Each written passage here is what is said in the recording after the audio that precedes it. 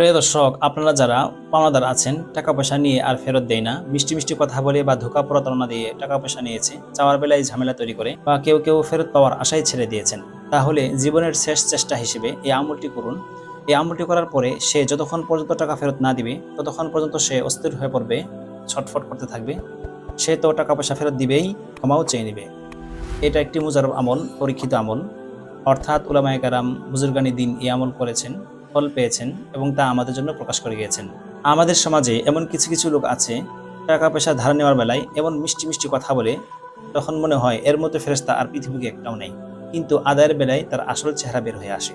আল্লাহ তাআলা কুরআনুল কারীমে বলেন, ওয়া নুনাজ্জিলু মিনাল কুরআনি মা হুয়া শিফাউ ওয়া রাহমাতুল লিল মুমিনিন।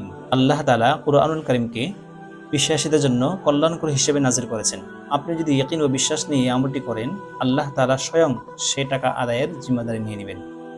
এই আমলটির সময় হলো প্রত্যেক দিন ফজরের পরে অথবা দিনের যে কোনো সময়ে 2 রাকাত সালাতুল হাজত পাঠ করে প্রথমে 3 বার ইস্তিগফার পাঠ করবেন। আস্তাগফিরুল্লাহ, আস্তাগফিরুল্লাহ, আস্তাগফিরুল্লাহ, এটাই ইস্তিগফার। তারপরে 3 বার দুরূদ ইব্রাহিম পাঠ করবেন, অর্থাৎ যে দুরূদ শরীফটা আমরা নামাজে পড়ি এটা। না পারলে বা সময় কম থাকলে ছোট্ট ছোট্ট দুরূদ শরীফ আছে, যেমন সাল্লাল্লাহু আলাইহি সাল্লাম, সাল্লাল্লাহু আলাইহি সাল্লাম পাঠ করবেন। তারপরে কোরআনের এই আয়াতটি 101 বার পাঠ করবেন। আয়াতটি হলো, ইন্না লিল্লাহি ওয়া ইন্না ইলাইহি রাজিউন, ইন্না লিল্লাহি ওয়া ইন্না ইলাইহি রাজিউন। এই আয়াতটি 101 বার পাঠ করবেন। তারপরে আবার 3 বার দুরূদ শরীফ পাঠ করবেন।